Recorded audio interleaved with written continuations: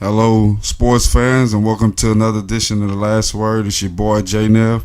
I got a little something special for y'all this week. I have a special guest from the Uneducated Network. He does a baseball show called Base on Balls, Mr. Brian Wilkinson. Say hello to Mr. Brian Wilkinson.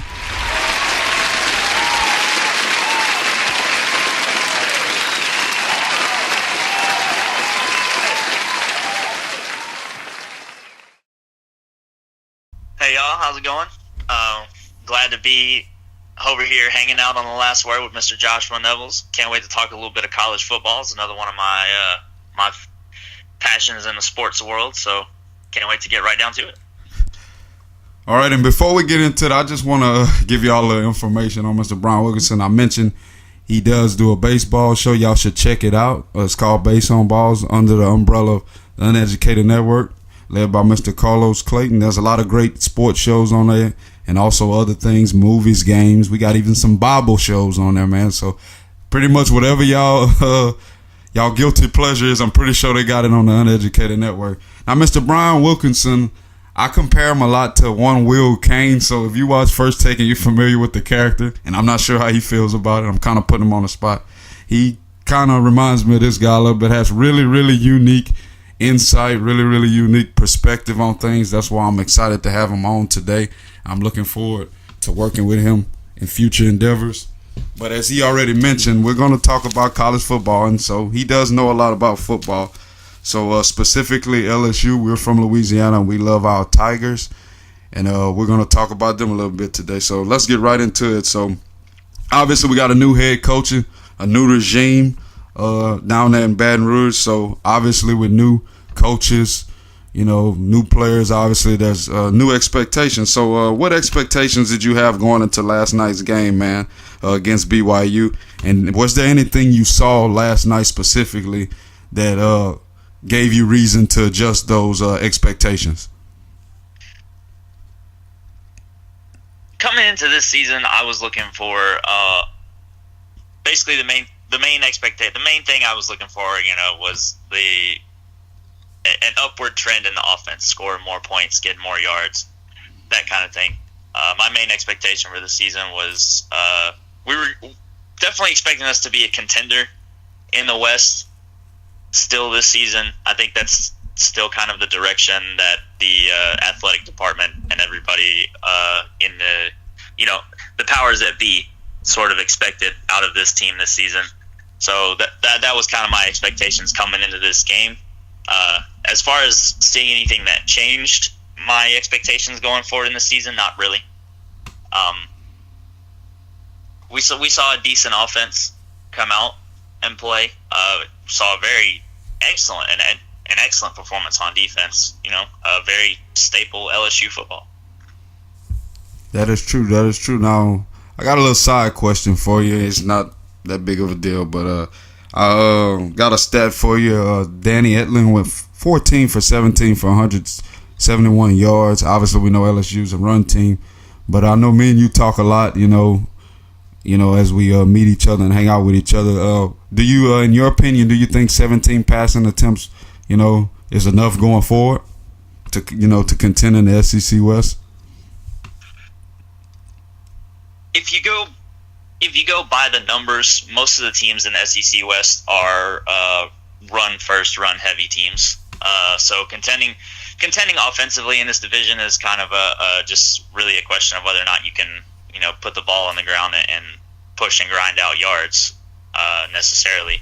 17, personally, I would like to see it more up around the maybe 23 to 25 passing attempts per game. This is still going to be a run-first team.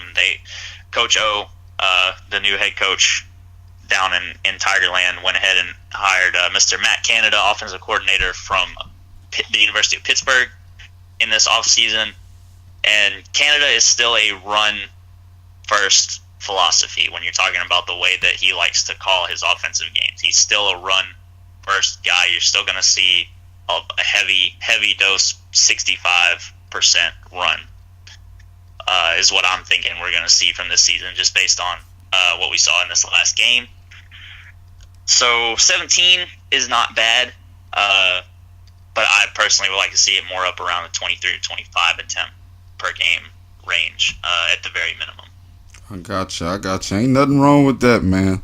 Now, while preparing for us recording today, I was doing a lot of research last night before I went to sleep, and I done a little bit before we actually started. But I couldn't help but notice the Twitter comments last night in comparing the offense last night that LSU was running, particularly, a lot of ground and pound that you just alluded to the offense that, our boy Les Miles ran in his tenure at LSU, and the one he supposedly, quote unquote, got fired for.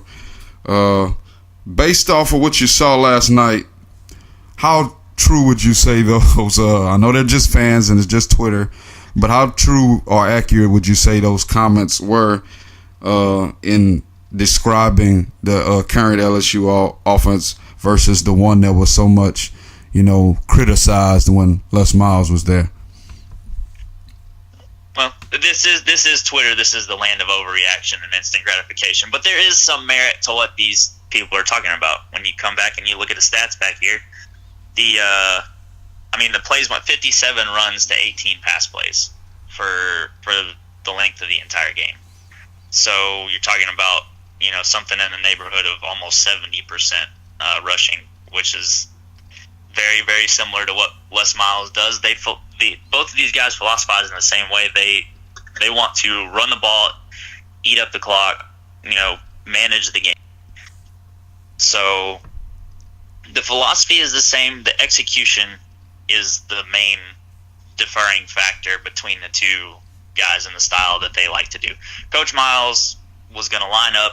He's going to throw, 3 tight end sets at you. He's going to run right at you and just dare you to stop. Matt Canada likes to play the space game, bring 2 and 3 wide receivers on, run some slants, run some slashes, we saw quite a few jet sweeps last night coming out of the running game as well. So he likes to play a little bit more east and west. But the other big difference that I noted, particularly last night in Matt Canada's offense, is he goes a lot more heavily to the play action pass off the top of his running game than Les Miles had a tendency to do, and I'm not just talking about a play action pass where you've got a fly route and a check down. There were 4 routes on these play action passes, and they were hitting them. You were hitting open guys down the field between 10 and 15 yards. Danny Etling was averaging 10 yards per attempt last game. That is fantastic. I don't care if you only throw 10 passes. If you're averaging 10 yards per attempt, you're doing something right. So there's a little bit of merit to what they're saying, but it's not the same style of running offense that Les Miles brought to the table. I would say it's pretty similar. Obviously, no 2 fingerprints are the same, so nothing's going to look exactly like somebody else did it, because that's just not how things work in life. I don't talk the same way you talk. We could come from the same neighborhood, the same household. Nobody's voice is going to sound exactly like the other ones. But I can't help but, I can't say that I agree or disagree. I will say this. Coming into the season, I never expected LSU to change too much, just from the simple fact that, they're 1 year into a new coach. It's not too much you can change, not to mention, especially when you mention the fact that he was on the staff of the previous coach that got fired, and the better players that returned from LSU's team last year were also from that same team and that same coaching staff. So it'd be smart to play to the strengths of what the players already knew, instead of trying to completely scrap everything and start from the ground up. So I never anticipated them to change too much. Now, I will say this, going forward, I do think they will have success running the football, because let's just be honest with ourselves. LSU always has success running the football. That's just the history of the program. But they may want to, I would like to see them throw it a little bit more. I'd like to get the passing attempts up to, 25, 30, especially in situations where we can do so, just to keep the really good teams like the Bamas and the Auburns, the teams that can give us trouble, the Floridas, won't necessarily be able to just, sell out to the run. We'll be able to throw, multiple, passing configurations at them just to keep them at bay. That way they'll give us a chance to win. Now, I'm not sure how realistic that is with the player personnel we have, but going forward, I definitely would like to see them, just open the door up, a little bit more and go down the field a little bit more. With that being said, we kind of touched on our last question for the day, but we're going to go right into it anyway. Where do you see LSU football program right now, in comparison to, as long as you've been watching LSU? I'm not sure how far back you have, but I can remember watching them when they had Kevin Falk. So as far back as you go with LSU's program in your lifespan, what is the current state of LSU's football program? Where do you see them heading in the near future? And where do you currently have them in the SEC? And where do you predict they'll finish this season out at? This year's Tigers team looks very it looks very classic LSU. They've never been a team to have that outstanding arm standing in the pocket, just firing balls downfield. Like you said earlier, we've always been more of a running team. It looked like a very good running team this season with a very, very, very good young defense on the other side of the ball to complement that. So, in terms of what this particular team looks like and compared to previous teams, they fall pretty much in line with LSU's staple, so to speak, what the team always has been very good at. As far as where they stand in the SEC through one game, I'd be willing to put them at a probably a tentative 3 spot overall in the SEC. Obviously following one game, a lot of these games were really easy. Obviously, you got Alabama being a number 1 team, taking down Florida State yesterday. That's kind of a no-brainer at this point in time. I have Georgia as my number 2 team overall in the SEC right now. Even though we've only seen one game out of everybody, they look solid. Their running game looks fantastic. Second year out of their quarterback standing in the pocket, he's stepping up, firing balls downfield, and they're scoring a lot of points. And they have a very good defense down there as well to complement that. So I have them sitting at number 2 in SEC right now. Through one game, I'll put LSU at number 3. I don't think I haven't seen anything from any of the other teams in the conference to really knock them out of that particular position. So moving forward, I hope to see more from the passing game. To follow up on what you said, we do need that over the top threat to back defenses up a little bit, so they're not just stacking the box on every play and all of a sudden we can't run the ball anywhere, and now we're not scoring any points. So with that, and the other thing that I want to see more of going forward is red zone efficiency. We made 6 trips to the red zone last night. 2 of them ended in field goals, particularly against a team like BYU that just is not good enough. No, I feel you. you hope to see more touchdowns on the scoreboard at the end of the day than that. And going forward, I think I saw from this particular offensive group the ability to do that. If they keep refining it through practice, Danny Etling is going to be a good game manager for them. He's not going to turn the ball over a lot. If he can average 10 yards per attempt for the rest of the season, I think that's perfectly fine. Darius Geis is going to, he's going to be the workhorse of this team. That's no surprise to anybody. But I think this is a team that can score more touchdowns than they did last night. We still have a lot of things to work on. We still need a number 2 receiver over there on the other side of Mr. DJ Chark to take some of the pressure off of him, or to be able to just catch the balls whenever whenever they got two corners over there doubling him as the number 1 receiver.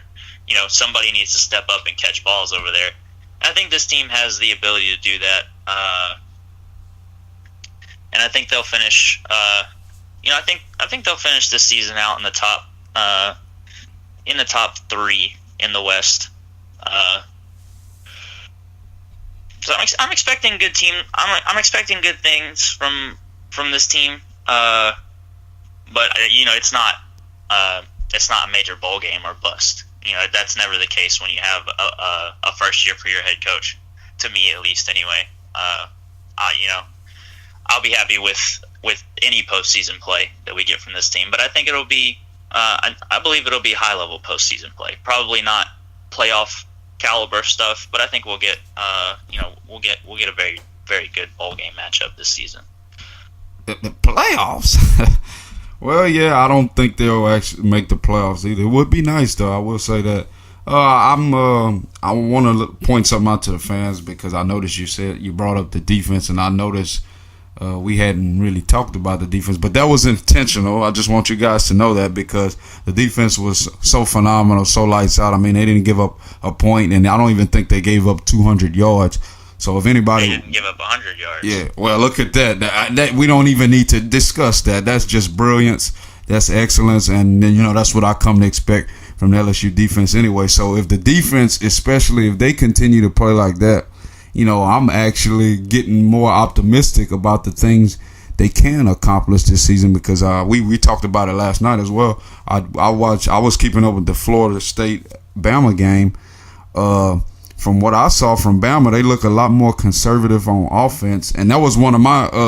I was most worried about Bama. I was like, we know they got the defense, but they got Hurts coming back. Man, they gonna open it up and they just gonna be steamrolling people. But with the new coordinator, they looked kind of conservative.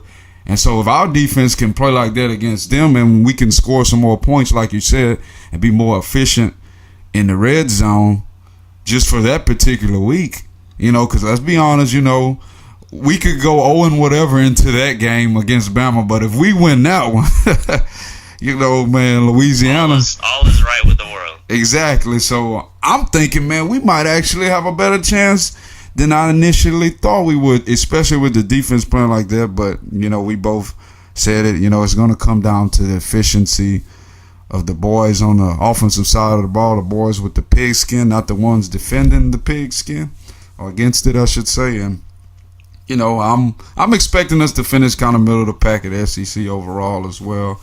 There are still more games to be played, obviously, and there's more things to be determined in the landscape of the crazy SEC. But we'll see. We'll see. It should be pretty interesting. Man, well, that's pretty much it, man. I want to thank you, man, for joining me. I look forward to joining you over there with the baseball talk, and I also look forward to joining you, man, more on this show as well. We can talk about some crazy stuff, man. Me and this guy, we talk about some crazy stuff, y'all. So if he does decide to rejoin us, I would be honored to come back and have a chat anytime. I can't wait. College football season is going to be fabulous this year, and I don't doubt that we'll have a lot more topics to sit down and discuss over the course of this season. What about basketball, man? Are you open to do some basketball? You know what? Why not? And I'm sure you know where I'm going with that. Absolutely. All right, man. Well, y'all heard him, man. We got him locked in, so hopefully we can do some things with that, man. So this was the last word for this week, man. Thank y'all for joining us, and take care. Peace.